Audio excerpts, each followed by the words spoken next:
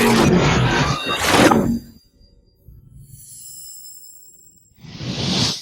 guys, welcome back to the channel. I hope you guys are doing fantastic. I came across this in Twitter and I decided to take a look at it. I like looking at what the gun haters think because it's kind of like conducting intelligence or reconnaissance or something. You know, you want to know what they're doing, what they're thinking and stuff like that. And, you know, you want to check it out, right? So it's not a surprise to me and you. Now, I try to be open-minded and I try to look at something and think, well, is that actually helping, you know, saving people's life or something like that? You know, I'm trying to look at this as non-biased, I guess, as I can. But as I read this stuff, I think to myself, none of this will protect American people. None of this will help a family protect their children. None of this is going to help you during a crazy situation where you're out there having dinner with your family and some crazy guy decides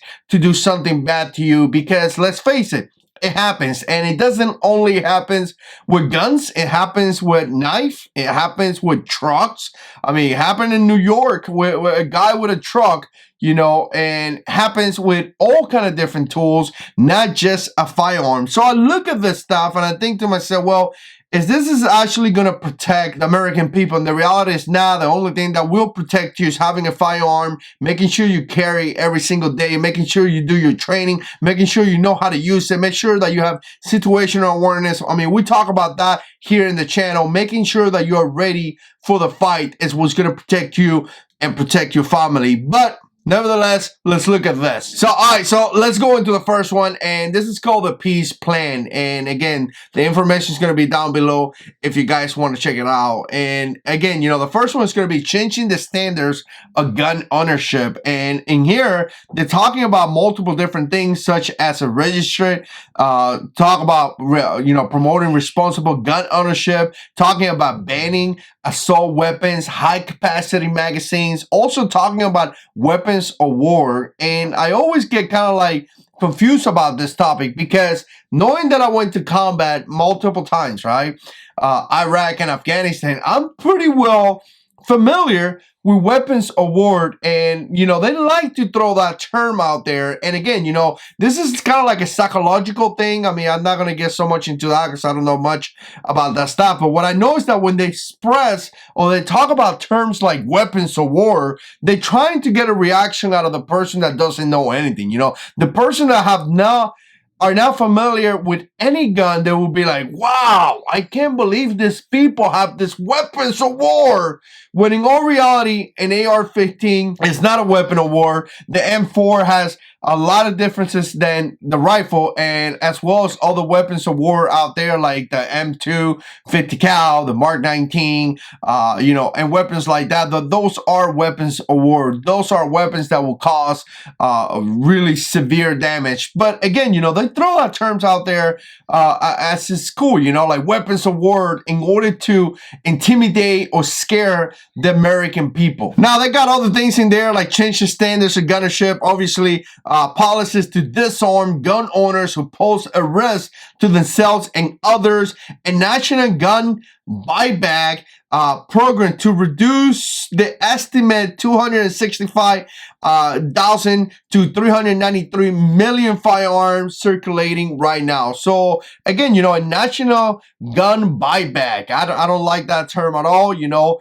if a gun is yours, it's your property. The government has no issue trying to take away your property or anything like that. You know, I like to establish like a national shoes buyback because you know, Stacy got a lot of shoes. Maybe she could sell some of them bags and we could make some money. But again, you know, when it comes to firearms, no, you know, if you want to sell your gun, that is your business and all that. But again, you know, some of this gun buyback is just confiscation. They are bullying you into giving away your lunch. You know, like the big guy comes to high school and say that you give me your lunch or I beat, you know, the stuff out of you and you have to give in your lunch, right? Because you're scared or something like that. That's what they're pretending to do here. The government's going to come down and say, either you give me your guns and sell it back to me or I'll put you in jail. You're never going to see your children away. And many Americans are just going to go like, oh, okay, because they're scared or the repercussions of the government. So this gun buyback programs are really scary, and it's something that we got to be very, very careful when it comes to that. Now I'm going to jump into number 3 right here. It says accountability for the gun lobby and industry. And essentially this is something that they've been trying to do for quite some time, which is kind of like giving the fault or blaming the gun industry. Now, this is kind of scary too, because again, you know, if they start doing that stuff, it's like you're holding people accountable that people didn't commit a crime. So that would be like, you know, blaming Ford because you got into a car accident, or blaming, you know, suing an alcohol company because you happen to get drunk and then, you know, you kill somebody in a DWI, or driving while impaired. Again, you know, those companies don't have any fault. You know, we need to put the fault on the person. You know, the person that committed a crime is a horrific person, and we need to deal with him. What he used, you know, like the gun. Well, are we going to blame the gun? Well, are we going to blame the car that transported the guy there? Are we going to blame the shoes that he was wearing because he was walking, you know, in a fast manner? So again, you know, you can hold people accountable for that. It's really not their fault, right? So, and the thing about this is that while they do this, and let's say it actually happens, you know, there's some stuff going on now in the legal system, is that when it happens, what's going to happen is that some of these industries are probably going to raise the prices, are probably going to do things in order to get the money back. They may go out of business, and by going out of business, their final intent is getting met, which is to remove more guns, stopping a company such as Ruger or Remington for making rifles, for making pistols, because, you know, they bankrupt because of something like this. So again, they always got something behind of the law that they're trying to pass, right? Now, like a couple other ones here. Name a director from gun violence prevention. The term gun violence is a term that I don't really agree. So gun violence is the gun is not doing any violence. The person that is doing the violence is that person. So again, they want to name a director when it comes to that. Now here's number 5, and we got to be careful about this, because sometimes it said things like generating a community-based solution. And, you know, obviously we all want to have solutions, right? So as you read this, you start thinking, oh, okay, got it. You know, we want to do that. But then they start talking about suicide prevention. They start talking about domestic violence. They start talking about mental behavior services. And I'm thinking to myself, well, why are you blaming the Second Amendment from these things? You know, obviously in some of this issues, they use firearm, but they also use alcohol, medication. They use other things. Again, you know, we're blaming tools for an issue. We shouldn't blame a tool for the issue. We should blame, you know, we should tackle the issue. You know, suicide is a big one. Veterans are dealing with that. It's not about blaming the gun. It's about finding out what is wrong with him. How can we help you? You know, the good Lord says, I have plans for you to prosper. If you ever watch this video and you ever think about something insane like that, don't believe the devil. The good Lord says, I have plans for you to prosper. You know, he is peace. You know, he said, stand still. He will fight our battles. So I'm not going to go into the whole, you know, Christianity right now, but just know that you will always call upon the Lord to protect you. And I think a lot of veterans need to know that, and we need to go out there and spread the message. If you're a believer, we need to go out there and tell people, stop it. The good Lord has plans for you to prosper, and you need to look up and don't look down. Don't look around. Look up, because he's about to do something in your life. And again, you know, this video is not about that, but I'm just getting pumped about it right here. So again, you know, blaming issues here, blaming a tool for some of the issues that we have currently right now in our country that are so important and so critical. We need to address those things. I think that addressing the gun is just crazy, you know, just, oh, it's the gun. No, it's not the gun. This goes deeper than that. So the thing about this one here, I read this one, empowering the next generation. And essentially what they're trying to do here is to erase our culture, you know, erase our country. This amazing nation. They just want to erase it in a way, I guess. But again, you know, first of all, you know, they're talking about automatically registering eligible voters to male voters, Americans, when they, okay, so again, you know, let's automatically register 18 years old kids. And you know what? They have this whole like, oh, young kids this and young kids that, young kids this. I'm not listening, or I'm not putting my self-defense plan on my family on a kid. I'm not listening to children to set up the laws and all that. I don't care what some people say. Quite frankly, you barely have any experience,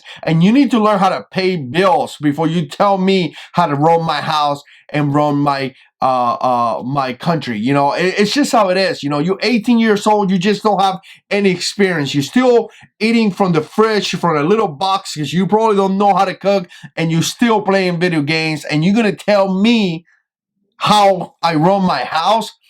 Come on, no, we ain't going there. And some people say, well, this kid, well, there may be ones and two. You know, ones and twos are doing a great job, but the majority of 17-year-old are playing video games. And you know what? If I want to listen to you, I like to hear somebody that is professional, somebody that being around. You know, I love to hear from somebody when it comes to security, somebody that been doing this for 30 years, you know, maybe a 30-year police officer, military guys that really know what he's talking about. I'm willing to listen. But a kid that was just playing Call of Duty 2 seconds before, you know, coming into Twitter because now I got a bunch of followers and like, no, dude, we ain't going there. So again, you know, here, you know, the younger generation is living in fear and things like that. We continue to say this, and this kind of bothers me. You know, I may do a video just on this, like, we keep living in fear. Why are you living in fear? Really? Why are you living in fear? I carry a gun every single day. I don't live in fear. Even when I don't have a gun on me, which is rare, you know, when I'm at work and stuff like that, I can't carry at work. I'm not living in fear. I don't live my life in fear. Fear comes from the devil. It doesn't come from God. You know, God has not given us the spirit of fear. He has given us the spirit of love. You know, he sound-minded. Something like that. I don't remember exactly how the verse go, but essentially, God doesn't give us the spirit of fear. That doesn't come from him. I'm not going to live my life in fear. You see this kid here in the internet, like crying and, you know, hugging people. He's like, I'm so scared to go to school. Why are you scared? Why are you living like that? Don't be scared. Live your life in a positive way. Don't live your life scared. And this thing that there's school shooting, there's shootings in school, there's shootings in gas stations, there's shootings everywhere. So it's just not the school, you know. I'm not going to live in fear because just like, I think last month, somebody got shot in a gas station that I've been several times. Just a few months ago, I stopped at a gas station and like, I want to say 2 hours later, the gas station got shot at. So am I going to live in fear now every single day? No, I'm not living my life like that. If you're living in fear, it's because you have made that selection to do that, and you need to break it. Stop it. Don't live in fear. Here's the thing. It says a higher standard for national gun ownership. If we require a license to drive a car, we should certainly be requires a license to own a gun. Well, you know what? We have license to carry. I mean, this is not new. We have license to carry. We have to pass a background check. When these people talk about gun, I guess gun laws and things like that, sometimes they want to preach it to people like there's no gun laws. There's a ton of gun laws, and they do absolutely nothing. I want to say California has like a 10-day waiting period. I want to say, maybe I'm wrong. And just recently there was a high school shooting, right? So again, what happened with the 10-day period? You know, so again, I don't know the details on that, but there have been shootings that have happened where people have waiting 10 days and then committed shooting. There is a ton of gun laws, concealed carry laws, background checks, you know, this, that, you know, you have to be 21 to buy a gun, and none of them has proven to do nothing. So again, you know, when we say like, oh, we don't have a license to buy a gun, it's implying for the person that does not know, it's implying that you could just go to the store and buy a gun, and that is not true. If you go through an FFL, they're going to do a background check on you. But again, you know, they sell it like there's no gun law. So again, you know, talking about the NRA, you know, a lot of arguments here about the NRA, but again, you know, when it comes to then talking about the NRA, we're not talking about the gun community, talking about the NRA, really what they're talking is about the American that owns a gun. So you got to be really careful. So when these gun haters are saying the NRA, they're talking about you and me. Right? So talking about the NRA, you know, obviously giving them a bad name as typical. And again, just giving some examples, they always like to quote Australia, United Kingdoms, and places like that of, you know, how gun control is helping people. When you do the research, you find out that in some of these countries, there's a lot of people getting stabbed. Then in some of the countries in Europe, there's a lot of terrorists using vehicles to murder people. So again, even though they may not be using a gun, they're still using all the tools to cause harm, and that's just horrific, right?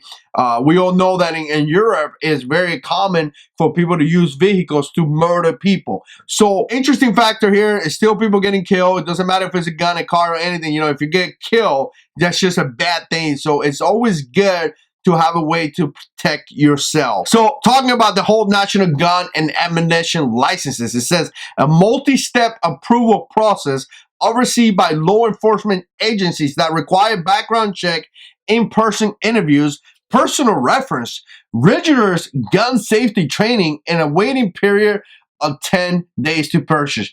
None of that will save anybody's life. Remember that. You could implement this right now and none of that will save your life. For example, multiple step process.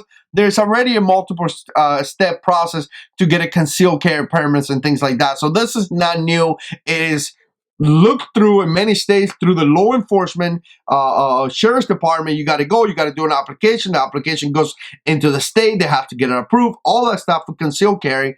But even though when you go and buy a gun, there's still a process where you have to do a background check and all that. 10-day waiting period. None of that will help anybody be safe. Annual licenses fee. Again, gun control. Some people can barely afford a license. Some people can barely afford, to do the process. Some people can barely afford a license. So now you have a mom trying to protect the children, trying to protect the family, and you telling her that she has to pay this much money. So now either you're making law-abiding citizen criminal because they can't afford to pay for the gun, or they just don't buy a gun at all. They make it really complicated, stopping people from defending themselves. Interesting factor. All these people that do all this, all these famous people, they all have bodyguards with guns. Here's another one, a higher standard for gun ownership, which starts with the raising the minimum age to 21. Totally don't agree with that. If you're 18 years old and you could die for your country, you should be able to buy a gun, right? A limit of one firearm purchase a month. Again, another thing, should I limit how much you eat? Should I limit what kind of shoes you buy a month? Should I limit anything? I mean, that doesn't sound like a free country to me. That sounds like a dictatorship. Should I limit when you go into Twitter and put some stupid comments that makes no sense? Should I limit when you do respect the troop? I mean, that doesn't seem right to me. But even though if we do that, let's say for a second we put one firearm a month, a criminal can still buy one gun and kill many people. So once again, that does absolutely nothing. He could wait 10 days. He could buy the gun. He could buy one gun and can still kill a bunch of people. So again, how is that protecting the American people? None, not protecting them at all. Prohibit of any online firearm and ammunition sales or transferring, including gun parts. So not only you cannot buy a gun, not only you can buy ammo online, you cannot even buy gun parts. A requirement to report guns that are lost or stole to law enforcement, which is within 72 hours. Also, locking devices for guns and stuff like that, which again, some of those things is already required in North Carolina, and I think here in Florida too. You have to have like a place to lock your gun from your kids. And you know what?